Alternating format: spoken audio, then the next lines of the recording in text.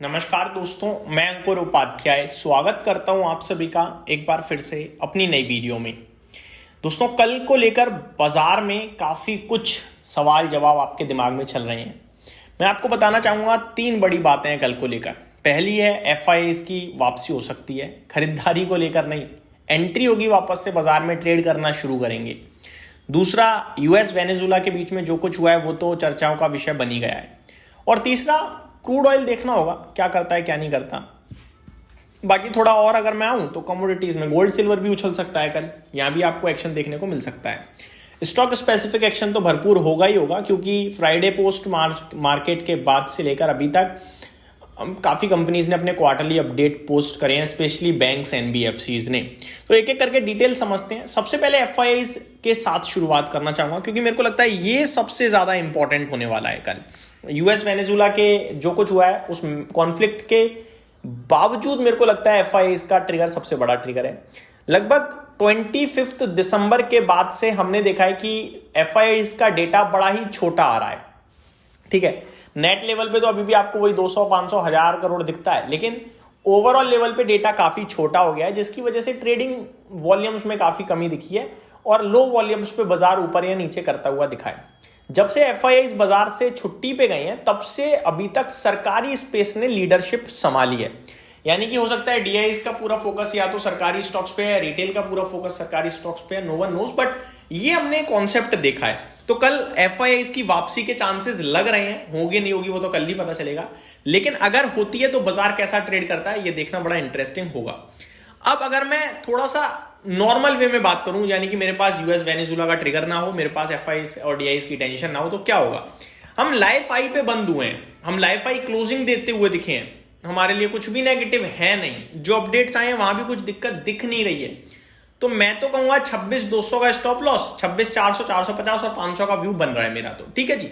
लेकिन क्योंकि बहुत कुछ घट गया है तो फिर डेफिनेटली चिंता तो बनेगी। तो इस बीच में हमें गैप अप गैप डाउन देखना है पहले तो, कि कहां होता है। 1 घंटे तक कुछ नहीं करना है, 11 बजे तक मुझे लगता है बाजार सेटल हो जाएगा, और फिर जिधर भी सेटल हो रहा होगा वो उसके हिसाब से हमें लेवल्स को निकालना है, जो मैं आप सभी के साथ मॉर्निंग की पहली वीडियो में ही डिस्कस करूंगा। ठीक है, तो अभी डिस्कशन नहीं करेंगे क्योंकि बहुत कुछ घट गया है, बट मेरा मानना है कि ज्यादा नहीं गिरना चाहिए, ज्यादा क्या गिरना ही नहीं चाहिए बाजार, मैं तो सिंपल बोल रहा हूं। क्योंकि यूएस और वेनेजुला के बीच में जो हुआ है उससे क्या ही इंपैक्ट आएगा भारत पे, किस बेस पे आएगा, तो क्यों ही गिरना। ग्लोबल टेंशन भी नहीं है तो मेरे हिसाब से, और राइज होगी भी तो कोई व्यापार से रिलेटेड है नहीं, फाइनेंशियल से रिलेटेड है नहीं, अमेरिका का कुछ बिगड़ा नहीं है, तो मेरे को लगता है टेंशन वाली कोई बात है नहीं ज्यादा। कच्चे तेल को लेकर बहुत बातें बन रही हैं कि कच्चा तेल उछल सकता है, लेकिन वो उछलेगा भी तो वापस गिर जाएगा। क्यों उछलेगा, इनफैक्ट गिरना और चाहिए, क्योंकि वेनेजुला में जो रिफाइनरीज हैं वो अब और ज्यादा तेजी से प्रोडक्शन करेंगी। यूएस ने टेक ओवर कर दिया ना, तो वो तो फिर प्रोडक्शन बढ़ेगा, तो फिर और घटना चाहिए कच्चा तेल, अगर आप लॉजिकली देखें तो मेरा मानना है कि क्रूड को लेकर भी मैं तो टेंशन फ्री ही बैठा हूं। यूएस वेनेजुला की बात करें तो ये वही बात है कि अब आप कितनी बार भी रिपीट कर लो, यूएस ने अटैक कर दिया, यूएस ने अटैक कर दिया। वेनेजुला ने क्या किया, कुछ भी नहीं। क्या कर सकता है, कुछ भी नहीं। उनका तो जो सबसे बड़ा राजा होता है वो खुद उठाकर ले गया यूएस। क्या करोगे अब आप, कौन आपको डायरेक्शन देगा। वाइस प्रेसिडेंट होते हुए तो प्रेसिडेंट ट्रंप ने कह दिया कि अब यूएस चलाएगा शासन वेनेजुला के ऊपर, तो क्या कर लिया वाइस प्रेसिडेंट। तो मेरे हिसाब से ये मैटर बिल्कुल ऐसा नहीं है कि आप इस पर ज़्यादा फोकस करें। हाँ, थोड़ा बहुत वो है कि भाई हो गया, हम भी बात कर रहे हैं, आप भी बात कर रहे हो, आपको भी सुनना है, हमें भी बताना है, तो इतना तो खबर चलेगी। और प्रेसिडेंट ट्रंप तो रहेंगे फोकस में दोबारा, वो कल फिर क्या ट्वीट मार दें राम जाने, तो ये तो है। ठीक है, ये तो कोई बड़ी बात है।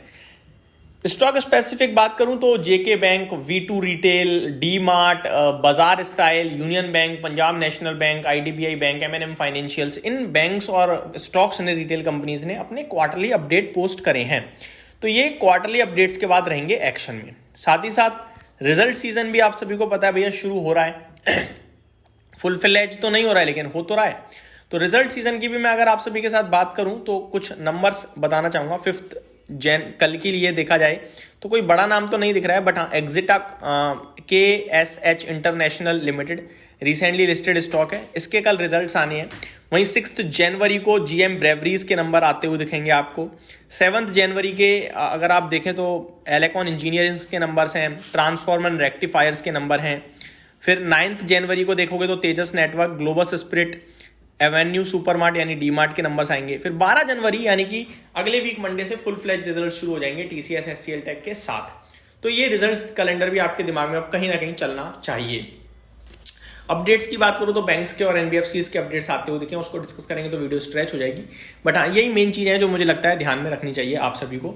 बाकी निफ्टी बहुत पॉजिटिव बंद हुआ, मिड कैप इंडेक्स बहुत पॉजिटिव बंद हुआ, बैंक निफ्टी बहुत पॉजिटिव बंद हुआ, बट डेटा का सपोर्ट नहीं था। FIs DIs दोनों का ही अगर आप फ्राइडे का देखेंगे तो, जिसकी वजह से मैंने कहा था कि बढ़िया हुआ है लेकिन लैक ऑफ कॉन्फिडेंस है बिकॉज ऑफ लो डेटा होता तो ज्यादा मजा आता। तो ये चीज मैं ऑलरेडी आप सभी के साथ डिस्कस कर चुका हूं। यहीं समाप्त करते हैं दोस्तों इस वीडियो को, मिलते हैं कल ओपन मार्केट में। Thank you so much for watching this video. Good night guys.